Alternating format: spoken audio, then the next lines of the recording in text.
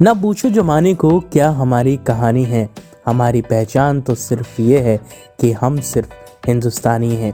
कश्मीर से लेकर कन्याकुमारी तक, गुजरात से लेकर त्रिपुरा तक, देश का हर एक नागरिक गर्व से सीना ठोक के एक बात कहता है कि हम सब भारतीय हैं। और ये सब हुआ है हमारे देश के महान स्वतंत्रता सेनानियों के असंख्य बलिदान और कोशिशों के कारण। और आज यही कारण है कि आज हम आज़ाद हवा में सांस ले पाते हैं। और ऐसे में हम देश को एकता के सूत्र में बांधने वाले सरदार वल्लभ भाई पटेल जी को कैसे भूल सकते हैं। हेलो हाय नमस्ते सत श्री अकाल आदाब। आज हम बात कर रहे हैं स्वतंत्र भारत के पहले उप प्रधानमंत्री, गृह मंत्री, सूचना एवं प्रसारण मंत्री सरदार वल्लभ भाई पटेल जी के बारे में। क्या दोस्तों आपको पता है कि सरदार वल्लभ भाई पटेल जी को सरदार की उपाधि किसने दी थी? दोस्तों बात है 1928 की, जब गुजरात के बारडोली में किसान आंदोलन का सफलतापूर्वक नेतृत्व करने के लिए महात्मा गांधी जी ने उन्हें सरदार की उपाधि दी। दोस्तों सरदार पटेल अपनी कूटनीतिक क्षमताओं के लिए भी याद किए जाते रहेंगे। आज़ादी के बाद भारत को एकजुट करने का श्रेय सरदार पटेल की सियासी और कूटनीतिक क्षमता को ही दिया जाता है।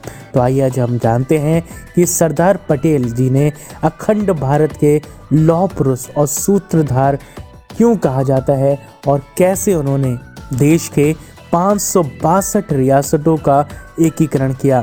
इसके अलावा हम ये जानेंगे कि जूनागढ़, हैदराबाद और जम्मू कश्मीर को भारत का अभिन्न हिस्सा बनाना आसान नहीं था और ये क्यों नहीं था, लेकिन सरदार ने यह भी कैसे कर दिखाया।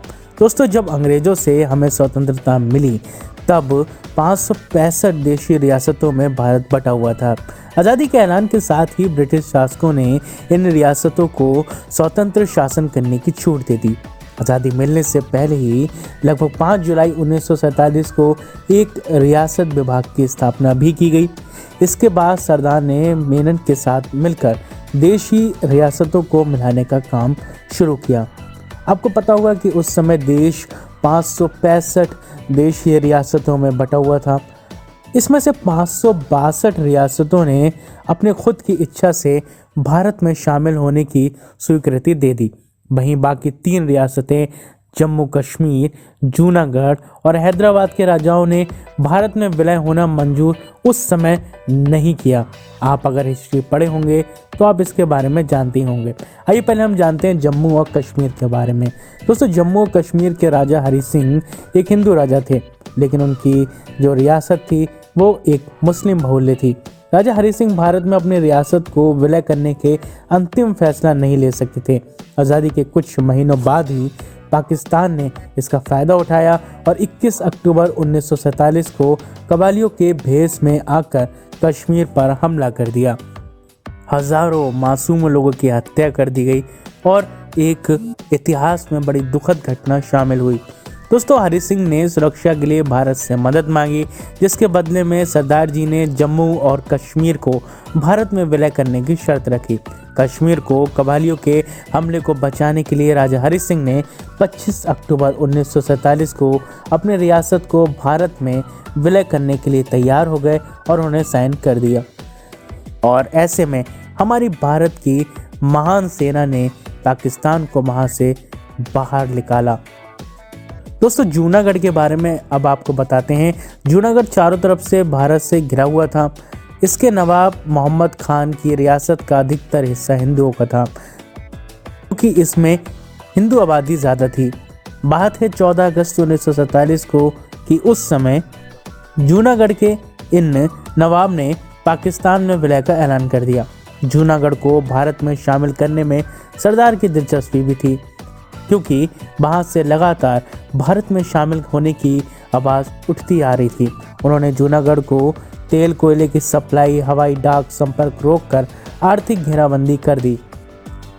चूँकि जूनागढ़ की जनता पहले से ही भारत में शामिल होना चाहती थी और वे विद्रोह पर उतर आई और 26 अक्टूबर 1947 को जूनागढ़ का नवाब मोहम्मद खान परिवार समेत पाकिस्तान भाग गया। इस नगर के दीवान ने 1947 के पहले सप्ताह में जूनागढ़ के पाकिस्तान में विलय को खारिज कर भारत में विलय की घोषणा कर दी। और इसके बाद सरदार ने 20 फरवरी 1948 को जूनागढ़ को देश का हिस्सा बनाया।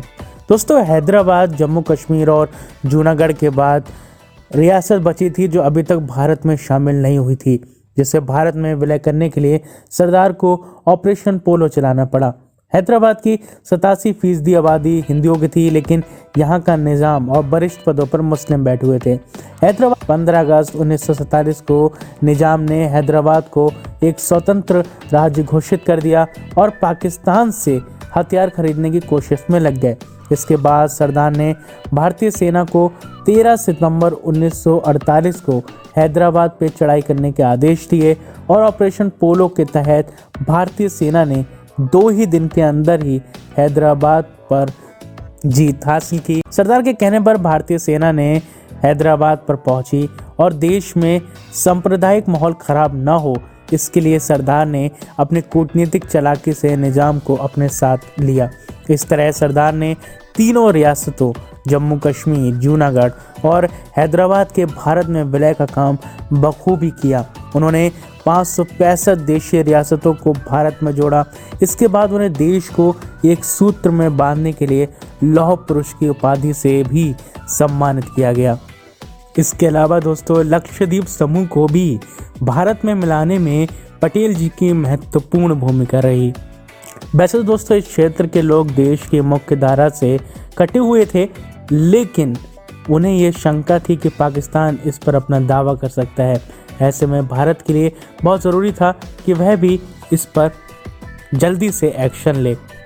दोस्तों, वास्तव में आधुनिक भारत के शिल्पी अगर किसे कहा जा सकता है तो वो थे सरदार वल्लभ भाई पटेल। उन्होंने आज़ादी से पहले देश में स्वतंत्रता की लड़ाई लड़ी और बाद में देश को एक सूत्र में भी बांधा। ऐसे वीर महान स्वतंत्रता सेनानियों को हमारा सलाम है। अगर ये वीडियो पसंद आई हो तो इस वीडियो को ज़रूर शेयर करिएगा। आपने अपना कीमती और बहुमूल्य समय दिया, इसके लिए बहुत बहुत धन्यवाद। फिर मुलाकात होगी आपसे अगली वीडियो में। वीडियो को लाइक करेंगे तो हमें बहुत मोटिवेशन मिलता है। साथ ही में आप हमसे फेसबुक पेज पे भी जुड़ सकते हैं और लिंक दे रखा है इंस्टाग्राम पर, वहाँ पे भी जाके आप हमें फॉलो कर सकते हैं। अब मिलते हैं अगली वीडियो में। जय हिंद, वंदे मातरम।